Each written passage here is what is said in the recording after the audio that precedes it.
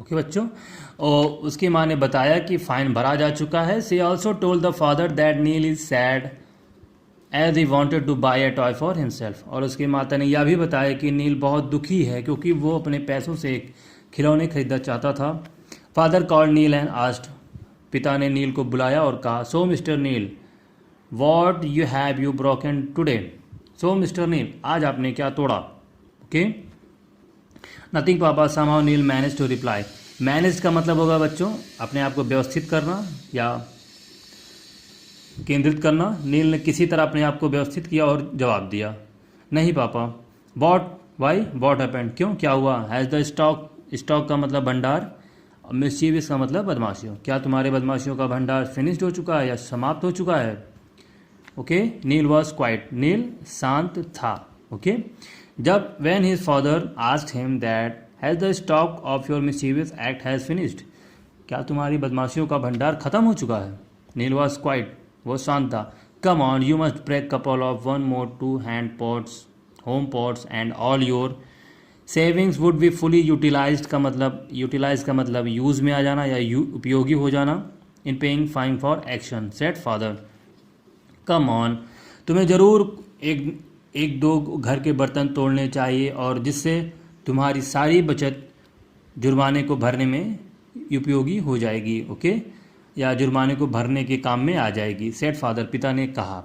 I am really sorry पापा, मुझे सच में माफ़ कर दीजिए पापा. सेड नील, नील ने कहा. And finally he broke down into tears. Finally का मतलब अंततः, और अंततः वो रोने लगा. केम डाउन इनटू टीयर्स, और वो रोने लगा. His father was sprinkling, sprinkling का मतलब छिड़काव करना, सॉल्ट, नमक, ऑन नील्स वाउंड. वाउंड का मतलब होगा बच्चों घाव. Wounds caused by losing his hard earned money, अपने मेहनत से बचाए हुए पैसों को खोने के जो उसको समझ प्रॉब्लम थी या जिस वजह से जो उसको तकलीफ थी उस पर उसके पिता ने नमक छिड़का. नमक छिड़कते हुए कहा. But now he was convinced. Convinced का मतलब तैयार हो जाना या मानने लगा, मानना या कन्विंस्ड हो जाना, तैयार हो. कन्विंस्ड का होगा प्रॉपर मतलब मानना. ओके, क्या लिखेंगे आप लोग, मानना.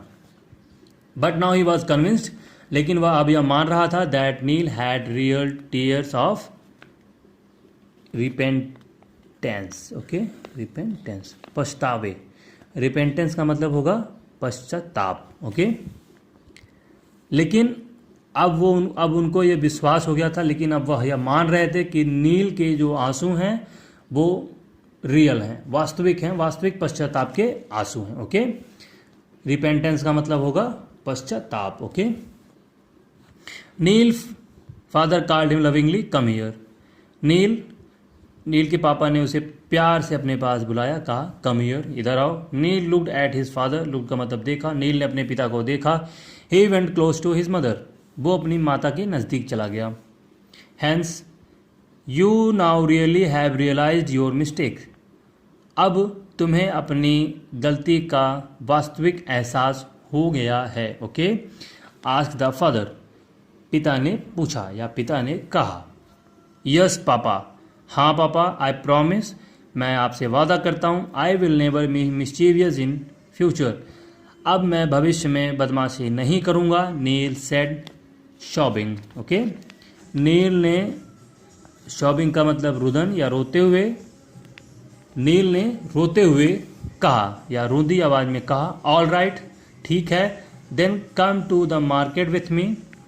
तब तुम मेरे साथ बाजार चलो. I will buy you a toy, said his father. मैं तुम्हारे लिए खिलौने खरीदूंगा, सेड हिज फादर. उसके पिता ने कहा. Which delighted Neel to his utter surprise. Delighted का मतलब उत्साहित करना या खुशी करना. Okay,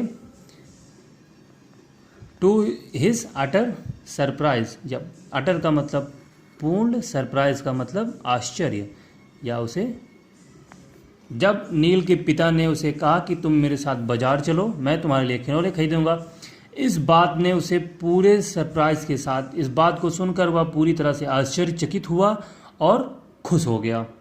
okay, So this is it for the chapter. So the underlined words I told you today, you will write on your copy, okay?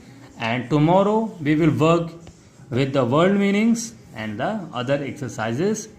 And बच्चों, don't forget to subscribe your school channel Sumit Singh Convent School on YouTube, okay? So keep learning, stay safe. Thank you.